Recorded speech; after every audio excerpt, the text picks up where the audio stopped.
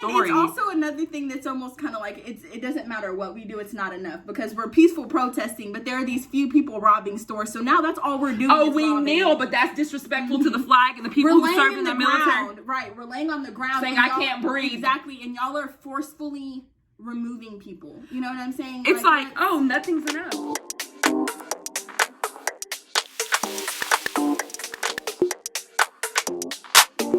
Hey guys, welcome to our channel. I'm Alicia. I'm Jasmine. And we're two sisters who have an opinion about everything. So we wanted to make this video because we feel like we're in a good place to talk about what's going on right now. We're both mixed, black and white. And so I think our experience is unique, and people from all over the world, especially mixed, you can understand that being raised in two cultures, two different experiences. But I think being black and white, who sometimes feel like are like opposing races, or like there's always like this war of, you know, majority, minority, equality, and so forth. We just wanted to hop on and talk about some of our experiences. We don't have like a layout plan for this video. We're just gonna talk about our experience growing up mixed.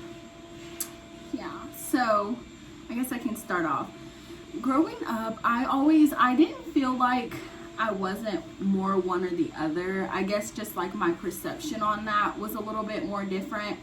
I think the thing that I struggled with was just how different the lifestyles were and finding like which lifestyle I felt was for me.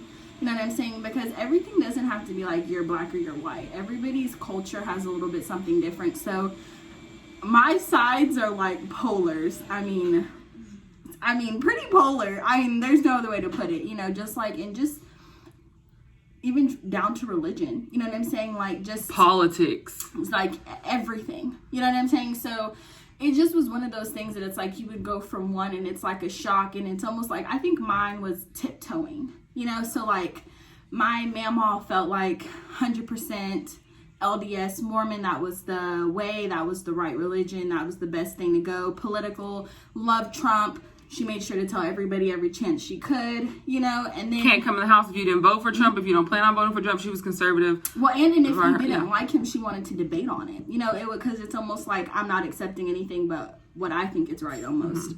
Mm-hmm. And then on my black side, it was more of just a little bit more of a laxed, just opinion on a lot of stuff. That just tends to be what it is. But still opposite, you know, like growing up Methodist, totally different, you know what I'm saying? Like the way that they worship, the way that they view politics is totally different. The way that they were raised, yet down the street from each other our whole lives. Well, and just to give you guys a little bit of background on us, we have the same mom, we have different dads. Don't ever call us stepsisters, don't ever call us half sisters, you'll get punched in the face.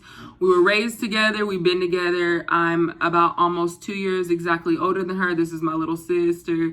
Don't mess with her, that's just what it is. But I say that because not every white family is the same. Not every black family is the same, because I have my black side of the family that's completely different than her black side of the family. So I was blessed to be able to have, you know, my mom's side of the family, my dad's side of the family, and my stepdad's side of the family. And so I was able to experience a little bit, because her dad was in my life. Her dad was the one who my mom married and raised us. So let's talk about some of those differences. Me and her experiences, our experiences, some of them are similar, but a lot of it is different, very different. I feel like I tended to be closer to my white side of the family. And the reason I say that is because my dad wasn't in my life. And like I had my stepdad, who I called dad my entire life. But I was just really close to my grandma. And my grandma was very conservative. I was raised believing a lot of the conservative ways. I still find myself being like moderate. There's a lot of the conservative things I believe in, liberal things that I've come to definitely agree on. I got very active in our LDS and Mormon religion. She did for a little bit, but not to the extent that I did. I ended up serving an 18-month mission trip. I ended up going to a full-on private church university and got my bachelor's degree there. So it's funny. I wanted her to hop on this video as we talk about this, because not every mixed person's journey is the same. But with that being said, with everything that's going on right now, I won't speak for both of us, but I mean, I'm pretty sure. But for me, it's been really hard emotionally, because I have hundreds, thousands, I feel like, of friends who are Caucasian, who are white, who I'm very close to. And while with everything going on, I felt like a lot of my friends have spoken up, but I felt like a lot of them haven't. And it kind of felt like a stab in the heart. I've always felt like I've had to prove myself. And to me, everything that's going on, people not speaking up, it just kind of validates that. I've always felt like I'm either too black or I'm too white. That's been my experience. Majority of my friends are white.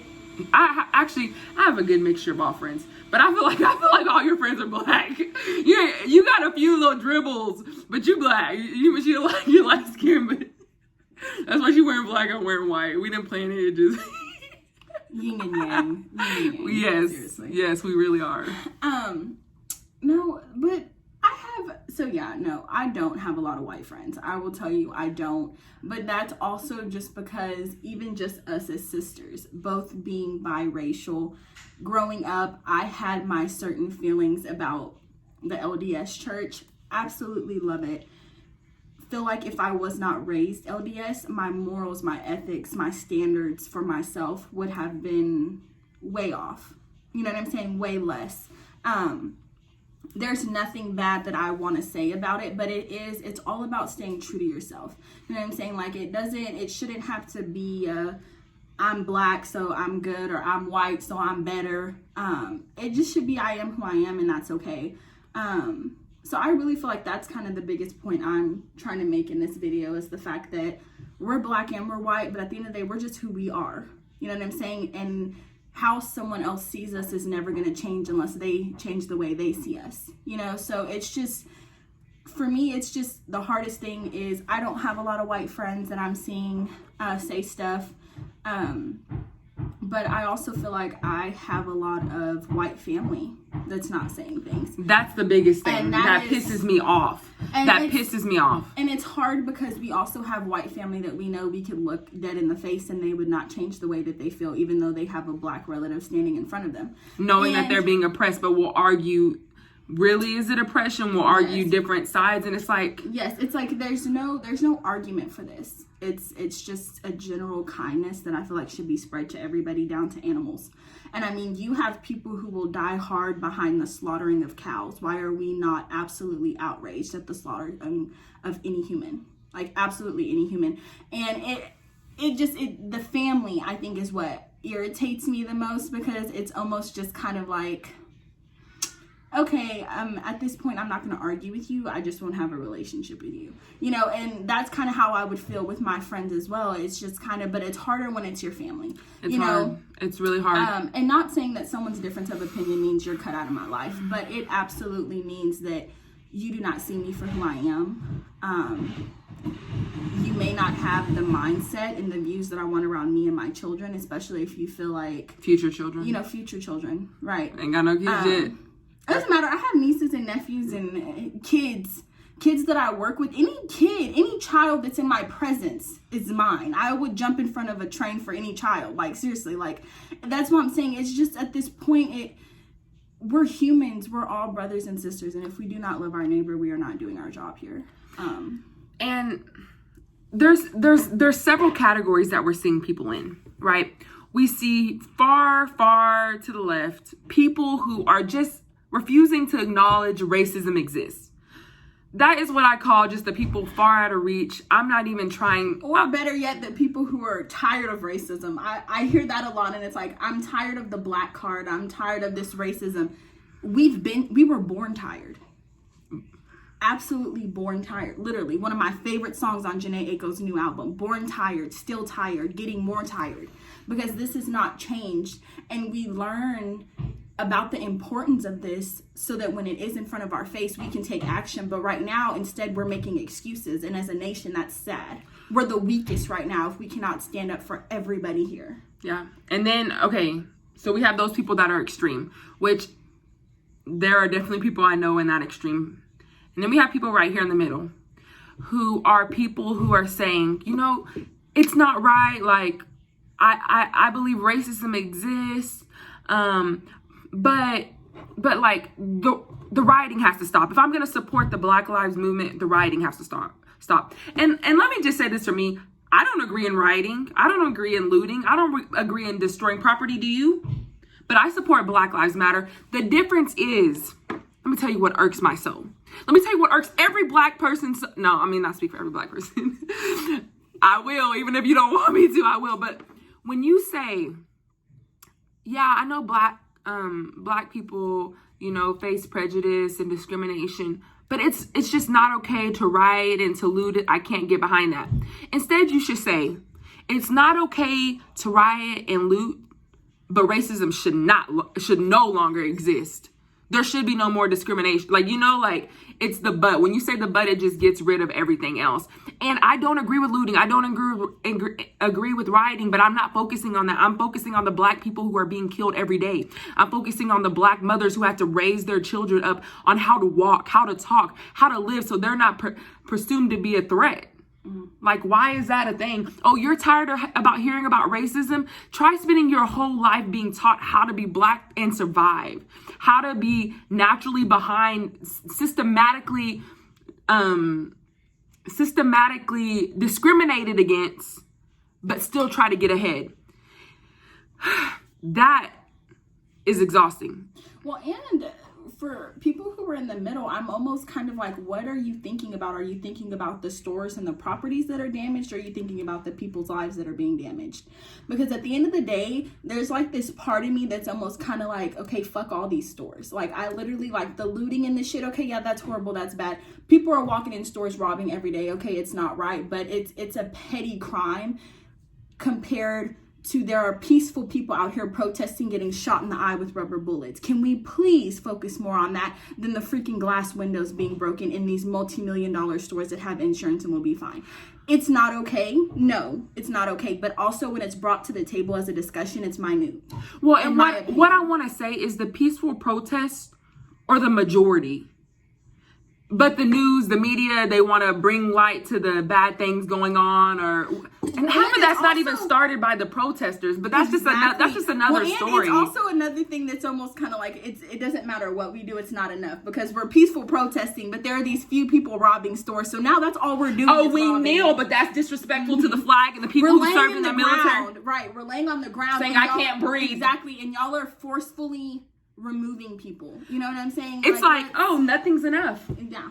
Nothing's enough. You just keep saying, but this, but if you did it this way. No, fuck that. Yeah. Be done. At this point, honestly, there's nothing.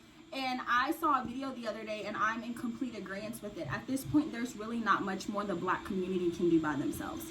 So for the last category of people who are finally to this realization, who finally say and see and want to say, it's us.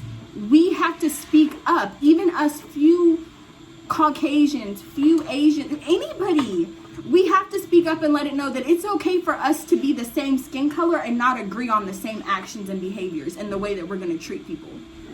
It's absolutely okay to do that. And at this point, we have to have white people behind us. Otherwise, it is a race war. If we cannot show that there are more than just Black people fighting for Black people's lives, it is absolutely a race war. Well, and I looked at the statistics, okay, of each race in America. White America makes up 76%.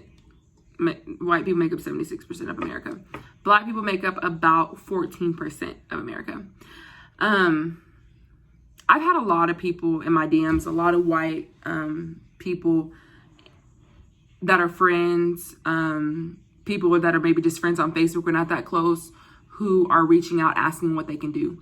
Or who are saying, you know what, I saw some of your videos and I realized that maybe I've been a little ignorant for a while and I haven't realized my privilege, but I want to be better now. This is some things, or hey, I want to make a post, but I don't want to offend people and I want to make sure I'm getting my words across. So can we talk about this? Can I share this with you? Can we discuss this? If I said something wrong, can you explain to me? Can we talk back and forth? And we've gone back and forth. And I love that. I'm perfectly fine with that. You can reach out. You can have conversations. You need to have conversations. As much sadness as I felt, I've also felt a lot of joy. I've seen a lot of friends step up who I've never seen before step up and say this is wrong. I've seen so many white people standing up next to black people and saying, I'm here for you. Absolutely. I'm fighting for you. Praying with them. We see you. And when I see that, like, literally my heart aches. Like, this whole week I've been so emotional. Like, I texted my sister. She wanted to film a video similar to this earlier this week. And she just pissed me off. And I said, Jasmine, and she didn't do nothing. I'm just pissed. I said, I'm just pissed. I'm just emotional. There's a lot going on. I've cried myself to sleep almost every night. Like, literally nothing else has been on my mind but this, and my heart just aches because this is like a reality. And I'm like, can people really be this like ignorant? Can people really just not care that much? Like, I've allowed these people into my life, and like, is that what they felt this whole time? And I feel like I've always been a very positive person and tried to see the positive things, and maybe didn't have the hard conversations unless they came up. Because it's just like too much of a heartache to deal with. But I'm tired of being quiet. And if I sound angry online, it's because I am. Well, and it's just also, it's non-negotiable to me at this point. Like, I'm like beyond the point of like, let's debate this. This isn't a debate. At this point, it's just a general thing. Like seriously, like I tell everybody, if you take if you just took color off of everything that goes on in this world, it should just all boil down to how we want to treat people. The fact that we do live in a world where we do have to put Black, Latin, Asian, Mexican in front of everything, and we have a president who labels everything by race: Chinese virus, Mexican immigrants. It's okay. We also have African, Asian, Arabic. We have all of those names. Okay, prisoners. We have all races of those too. Criminals, all of those. So if we were able to just take color off of everything, I feel like this magnitude of crime would be saw different. You get what I'm saying? Like, it just, if there was no color on it and it was just, we're completely equal, I see no bias in you, and there was a murder, you'd be outraged. We would just be like absolute devastated because this is just another person. You know what I'm saying? It's not he's a Muslim person, so it's a little less. Or it's a black person, so it's a little less. It's just the fact that we have to label everything by color is just that the point. There's no debate here. Like, our actions and the fact that our whole movement is based on making it okay for all cultures and all religions and all sexualities is showing us that we do not have that here. But let me clarify what you're saying though too with that, because I don't want people taking that and saying, that's why I say all lives matter. Like, I want to be able to say all lives matter. If you've ever looked up www.blacklivesmatter.com and you want to see what they stand for and how they started, it's because all lives weren't mattering. The goal of the page is for all lives to matter. But they're saying, like, they're speaking up for black people. We're speaking up for black people who haven't mattered, who are only 14%. When you say all lives matter, you're overlooking 76% of all lives matter is white people. So we're just taking them out of the equation and acknowledging that they have some privilege. We're not saying every white person's life is easy, but we're saying it's not hard because of their race. It may be hard because of other things. Now, not only are black people having a hard, yes, not every black person is a good person. Well, duh, Sally. I'm tired of hearing about black on black crime. Can we focus about the oppression? Can we focus about the systematic racism? Can we focus on the discrimination? Can we focus about just... But that's what I'm saying when I say it's not a debate, is the fact that it is, because even now I do kind of feel like, to a point now, it's like, okay, George Floyd's death is now it's like a basically credibility to this Black Lives Matter movement, because it's just like, it was absolutely heinous and recorded, and it's like, okay, we absolutely have something now that's concrete enough for y'all to not ignore. But at the same time, what I'm saying is it should not have to be just because it does. But it does. It has to be right now. It does. So that is why Black Lives Matter is a thing. All Lives Matter is... It came out. No, All Lives Matter came out to combat Black Lives Matter. That's literally when All Lives Matter came out. They heard that and they said, all lives matter.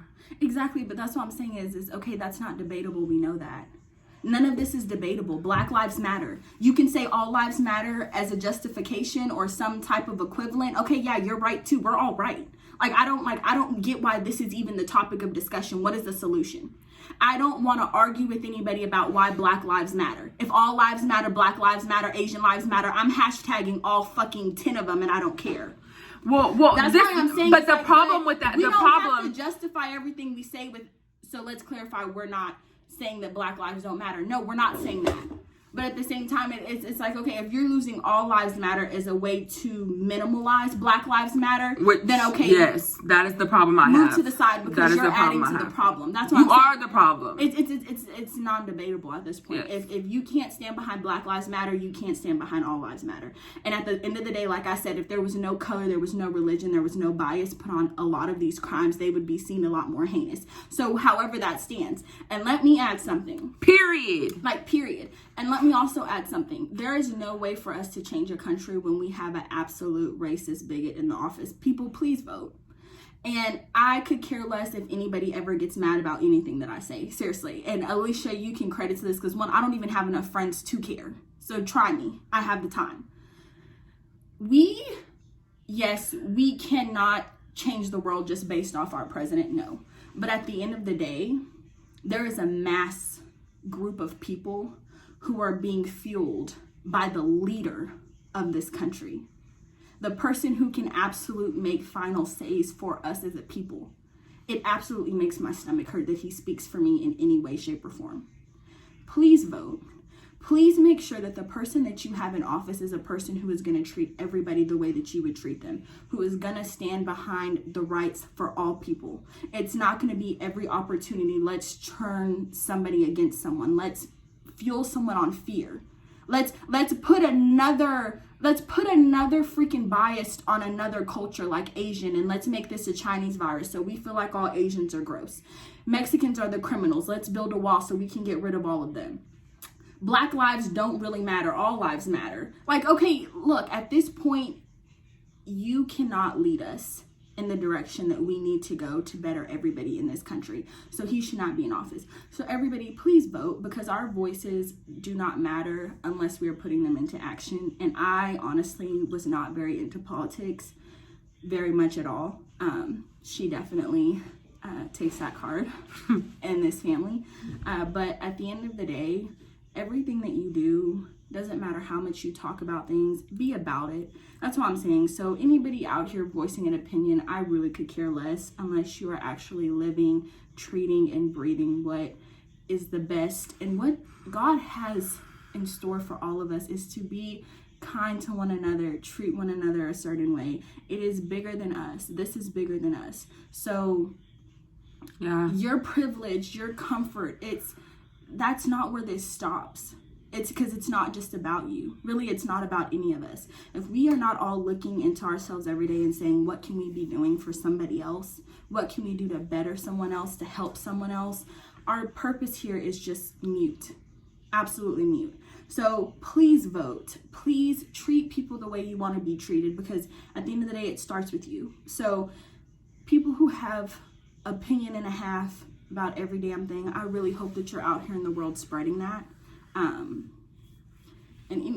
And like I said, if you have anything negative to say, I have time, okay? I absolutely have time when it comes to this, because no, we're not doing this anymore. And it's one of those things, I know, I show me your damaged hand. Not on purpose. She was cutting the avocado. Yeah, it was an accident. No black on black crime here. But anyway, okay, sorry. That was just my little rant. But I feel like that's not being made point enough right now, because there are states right now with elections going on. Please. Okay, we got you. Vote card. Thank you. Go vote. Period. Well, no. That's the only way you can make change. No, seriously. I mean, he made a tweet the other day and was like, y'all can forget about the second stimulus. And I'm just like, do you think are you punishing us? Yeah, are we your children? Fuck you in this check. He's so up in the head. I'm sorry. Exactly. I just don't understand. I don't want to make this about this, but I'm just gonna make the statement. I just don't understand how you're Christian and you're Trump and he's such an evil person. Exactly. Like have you've ever felt the spirit? If you believe in God, you feel the spirit. When I hear Trump speak, that spirit goes running away. It says it ain't him. It ain't him at all. The light of Christ is nowhere in that mix. So thanks for coming to our sermon Yes, you guys, please vote. And just, I mean, this video. Be a good is person. Seriously, that's all it boils down to. And this is from the voice of two mixed people who, we have a white mother that we absolutely love. So just another side note, it kills me to see anybody being hurt. People out here thinking that they can run down any police officer, that's not appropriate. I'm glad you said that. Yeah, because I don't want, like, just because you support Black Lives Matter does not mean you support police brutality. Just like every black person is not bad, just like every white person is not bad, every police officer is not bad. But there needs to be systematic changes. Right. There just needs to be. We have to address it. We have to talk about it. Right. Because that is one thing.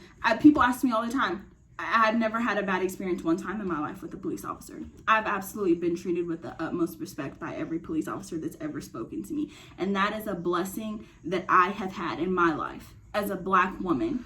And I will say, no, I have never been in a situation where I was getting arrested, but even just getting pulled over, there are some people who have encountered very mean and evil encounters just from simple speeding. You know what I'm saying? Well, and our brother, on the other hand, who has to FaceTime our mom whenever he gets pulled over because he's scared. Right. You shouldn't be scared of the police. You should not. Absolutely should not. Anyways, I think you got our point. Yes. There's so much more we can talk about. This video did not have an outline or anything. We're just speaking off of our minds, our feelings, our hearts. And we hope that resonated with you. We hope you took something from this video, something that you can not only just think about, but apply to your life to be a better human being. Look forward to your comments. Share this if you feel like people need to hear it. Stand for something or you'll fall for anything, please. Seriously. If you lose a friend doing something good, it wasn't meant for you. Everything that's meant for you will be yours. Do not ever let anything, friend or family. Absolutely. Do not let anything in this world stop you from being true to you, who you are, and doing what is right by all people. In the world, you guys may not know, but this is my baby sis. Welcome to YouTube, baby. Your voice needs to be heard. She's powerful. She's smart. She's beautiful. I am. And this is my babes. Well, we love you guys. Yes. Thanks for listening to Double Dose. You got a double dose of our opinion today. Okay? But it won't be the last time. Take it to mind. Emotions are high. This is all really fresh and this is really close to home. Any Black person out there, just know we're praying for you. We are thinking about you and we love everyone. Seriously, we love everyone and just, you guys, let's do what we're going to get through this. We're going to stick together and we're going to do this. Absolutely. Okay. Peace.